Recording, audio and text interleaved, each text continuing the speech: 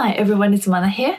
Recently, in Japan, we sometimes hear about romance scams, dating troubles, and even serious crimes connected to relationship problems. Of course, I don't want to make dating sound scary. Dating can be beautiful, exciting, and life-changing in a good way. But at the same time, if you meet the wrong person, especially someone who tries to use your kindness, loneliness, money, or romantic feelings, it can become very painful and even dangerous. So today, I want to talk about 5 red flags. This video is not about judging all Japanese women. It's about protecting your peace, understanding red flags, and choosing someone who can build a healthy relationship with you. The first one is a woman who complains a lot. I think many of us have met someone like this before. Of course, everyone complains sometimes. We all have bad days and sometimes we just need to let our feelings out. But some people complain almost all the time. This is my personal story. One day, one of my friends said she wanted to go to Tsukiji, a famous fish market area in Tokyo, and she asked me to take her to a nice sushi restaurant.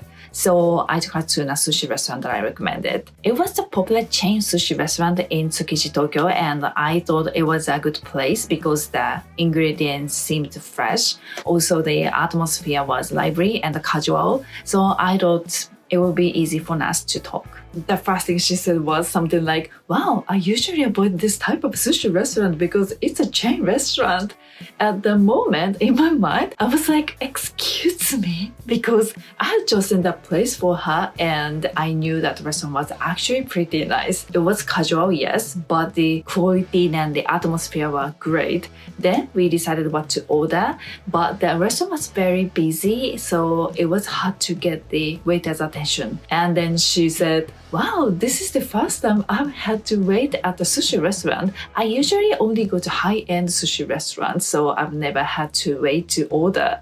When I heard the comment, I honestly regretted taking her there. The problem was not that she had a different taste in restaurants. Everyone has preferences. The problem was that she immediately focused on what she didn't like. Instead of enjoying the moment, she made the atmosphere uncomfortable. And this is something I want you to remember. You may not notice this type of person at first. Sometimes when you are talking to someone, she may make negative jokes. And at the beginning, you might think, "Oh, she's just being funny," but over time, those negative jokes can start to reveal her true mindset. Eventually, they stop sounding like jokes and become just negative comments. So, if a woman often complains, looks down on normal places, or makes you feel nervous when you are trying to do something nice for her, please be careful. A negative mindset can slowly drain your energy.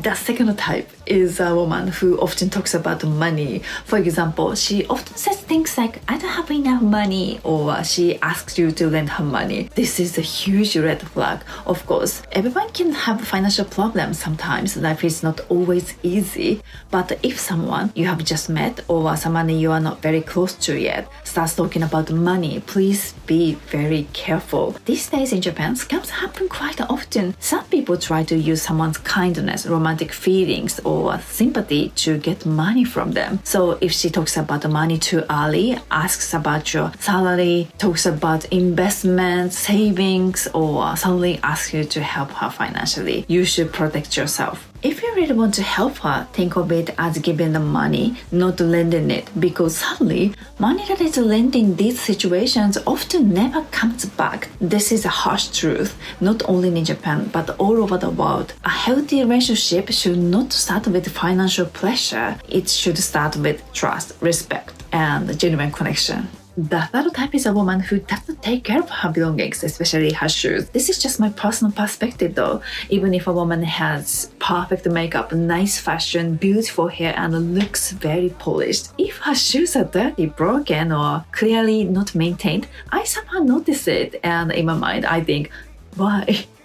I know it might sound a little strict, but the shoes are interesting. They are not always the first thing people look at, but because of that, They can show how much someone pays attention to small details. Of course, I'm not saying her shoes need to be expensive. That's not the point at all. Cheap shoes are completely fine. Old shoes are also fine if she takes care of them. But if her shoes are very dirty, even though the rest of her appearance is perfect, I start to feel that something is a little unbalanced. For me, it gives the impression that she may overlook important details. And honestly, once I notice it, I can't easily remove that thought from my mind. Again, this is just my personal feeling. Some people may not care about this at all, but for me, the way someone treats their belongings can show a little bit of their mindset, their lifestyle, and how carefully they handle things in daily life.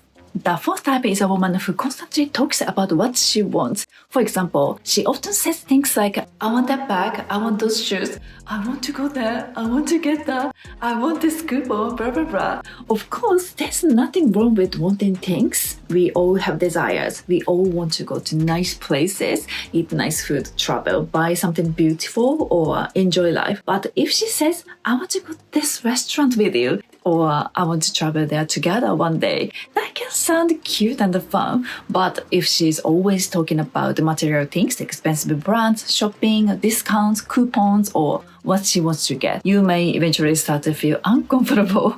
At first, you might think she's just sharing her wishes, but little by little, you may start to feel pressure because sometimes I want this can slowly turn into, can you buy this for me? And that is scary. The last one is a woman who keeps looking at her phone even when she's with you. And of course, this is not only about women. Men do this too. But honestly, when I see this, I just want to ask, are you dating him or are you dating your phone? At my previous workplace, one couple sometimes came to the restaurant, but every time I saw them, the woman was looking at her phone almost the whole time. They didn't talk much. They just sat there and ate their food. But the man often looked at her and he seemed like he wanted to say something or start a conversation. But she was completely into her phone. When I saw them, I honestly thought this couple might not last very long. Because if she really wants to date her phone, maybe she should come along. I know long-term couples don't always need to talk all the time. Sometimes just being together is enough.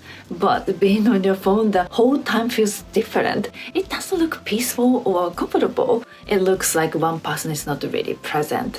Of course, if both people enjoy something together on their phones, like playing online game or watching something funny, that is a different situation. But in this case, it didn't look like that. It looked like one person wanted connection and the other person was someone else mentally. For me, this is about basic manners and consideration. When someone takes the time to meet you, sit with you, eat with you, and spend their precious time with you, constantly looking at your phone can feel very disrespectful. And if she does this during a date, especially in the early stage, there's a high chance she is not interested in you. So maybe you should finish the date politely, go home, and not waste your precious time on someone who is not present with you. Because real dating is not just about being physically in the same place, it's about being present with each other. So these are my red flags, but how about you? What kind of things are red flags for you?